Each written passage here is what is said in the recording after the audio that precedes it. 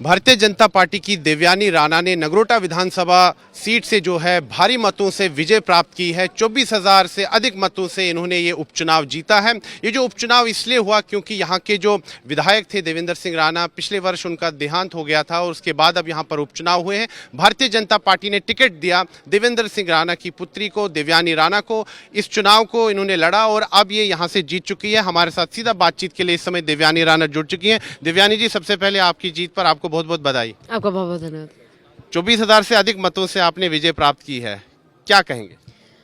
हम सबसे पहले नगरोटा के हर माननीय मतदाता का धन्यवाद करेंगे और भारतीय जनता पार्टी के सारे वरिष्ठ हमारे नेताओं का, खास तौर पर माननीय प्रधानमंत्री श्री नरेंद्र मोदी जी का, माननीय गृह मंत्री श्री अमित शाह साहब का, माननीय national president Shri JP Nadda साहब का, माननीय नेशनल जनरल सेक्रेटरी श्री तरुण चुग जी का, माननीय राज्य के अध्यक्ष श्री सच शर्मा जी का, माननीय general secretary organisation Shri Ashok Kaul sahab का, माननीय हमारे LOP honourable MLA Shri Sunil Sharma ji का, हमारे माननीय प्रभारी ऑनरेबल एमएलए श्री श्यामलाल शर्मा जी का, हमारे माननीय सह प्रभारी और रिस्पेक्टेड डीडीसी श्री भारत भूषण जी का, हमारे honourable members of parliament Shri Jugal Kishore ji का, हमारे honourable member of parliament MOS PMO doctor Jitendra Singh ji का, हमारे honourable member of parliament Shri Khatana साहब जी का और भारतीय जनता पार्टी के हर कर्मठ कार्यकर्ता का और नगरोटा कॉन्स्टिट्यूंसी के राणा साहब के परिवार के हर उस सदस्य का जिन्होंने मिलजुल कर, बढ़ चढ़कर, दिन रात एक कर ये जीत जो है राणा साहब के लिए, भारतीय जनता पार्टी के लिए सुनिश्चित की है।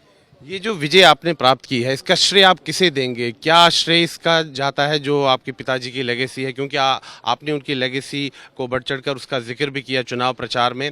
क्या उनको श्रेय जाता है जो कार्य उन्होंने किए हैं, या ग्रास रूट पर जो उनकी पकड़ रहती थी, या भारतीय जनता पार्टी को जिन्होंने आपको टिकट दिया है?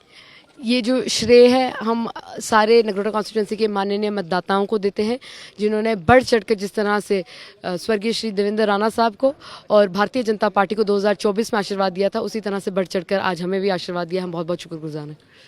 अब चुनावी जंग तो समाप्त हो चुकी है, अब काम करने का समय है और आपके सामने बहुत बड़ी चुनौती है, क्योंकि जितना बड़ा मैंडेट मिलता है उतनी अधिक जो है आपको दायित्व भी मिलता है, आपको जिम्मेदारी भी मिलती है अपने क्षेत्र के कार्य करने के लिए। क्या प्राथमिकताएं रहेंगी आप?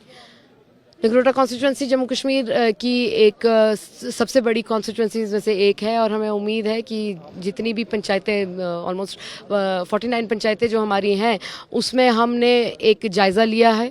हर कॉन्स्टिट्यूंसी के हर पंचायत की एक यूनिक अपॉर्चुनिटीज़ अवेलेबल हैं, वहाँ यूनिक चैलेंजेस भी रह चुकी हैं, खासतौर पर बाढ़ वाली परिस्थितियों के बाद। और हमें उम्मीद है कि सबसे पहले बढ़ चढ़कर जिस तरीके से रेस्टोरेटिव, रिपेयर और रिहेबिलिटेटिव वर्क चल रहा था, उसको बढ़ चढ़कर गति एक बार फिर देंगे जब कोड ऑफ कंडक्ट उठेगा। और साथ साथ जो कुछ यूनिक इनिशिएटिव्स हमने शुरू करवाए थे, खासतौर पर औरतों के सेल्फ हेल्प ग्रुप्स का उत्थान के लिए और कोऑपरेटिव लिमिटेड्स की क्रिएशन और उत्थान के लिए, हमें पूरा उम्मीद है कि बढ़ चढ़कर वो कार्य जो है अब और तेज़ी गति से होगा। मुझे एक चीज़ बताइए कि जैसे कि आपने कहा कि बाढ़ के कारण अभी हाल ही में जो बाढ़ आई, नगरोटा विधानसभा क्षेत्र जो है वहाँ पर भी कई इलाकों में काफ़ी क्षति हुई है।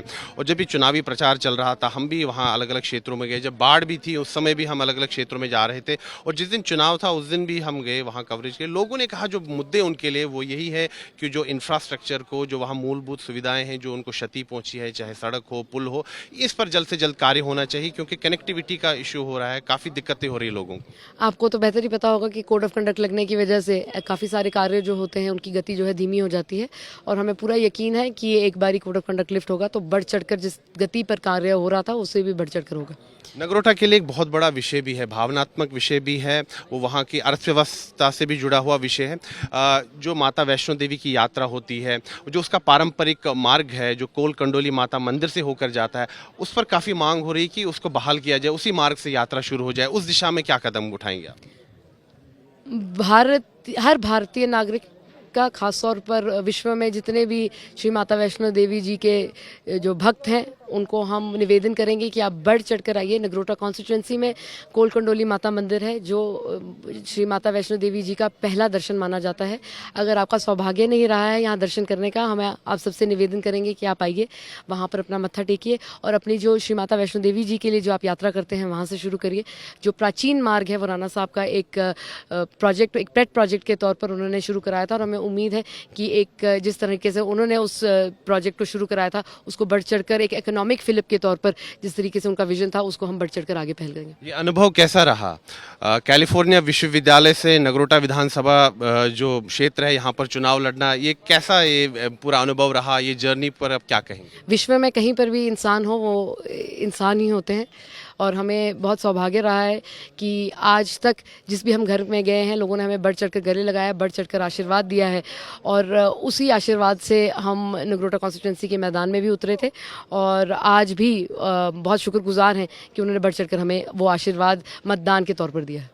तो मुझे एक चीज़ बताइए कि अब आप वहाँ की विधायक होंगी, लोगों के काफ़ी एक्सपेक्टेशंस भी हैं, जैसे कि मैंने शुरुआत में कहा, क्या विश्वास देना चाहेंगे आप नगरोटा की जनता को? लोग उम्मीदें भी उन्हीं से रखते हैं जिन्हें उनको लगता है कि जो उन उम्मीदों पे खरा उतर सकता है और जिस तरीके से राणा साहब लोगों की सेवा में अग्रसर थे, मैं सबको आश्वासन देती हूँ कि उसी तरीके से हम भी चलेंगे और बढ़ चढ़कर जिस तरह से राणा साहब हर घर और हर परिवार की सेवा करते थे, हम भी लोगों की सेवा के लिए अग्रसर हैं और सेवा करते रहेंगे। देवयानी राणा जी, आपने हमारे साथ बातचीत की उसके लिए बहुत बहुत धन्यवाद और आपकी जीत पर एक बार फिर से आपको बहुत बहुत बधाई और आने वाले समय के लिए आपको शुभकामनाएं। बहुत बहुत धन्यवाद। तो ये थी देवयानी राणा जो कि अब नवनिर्वाचित विधायक है नगरोटा विधानसभा सीट से और इन्होंने बड़ी जीत जो है हासिल की है, 24,000 से अधिक मतों से ये जीती हैं और अब इन्होंने कहा है कि इनकी प्राथमिकता रहेगी कि नगरोटा में जो विकास कार्य रुके हुए हैं उनको पूरा करना। वीडियो जर्नलिस्ट नीरज कुमार के साथ मैं सुनील भट्ट, जम्मू आज तक।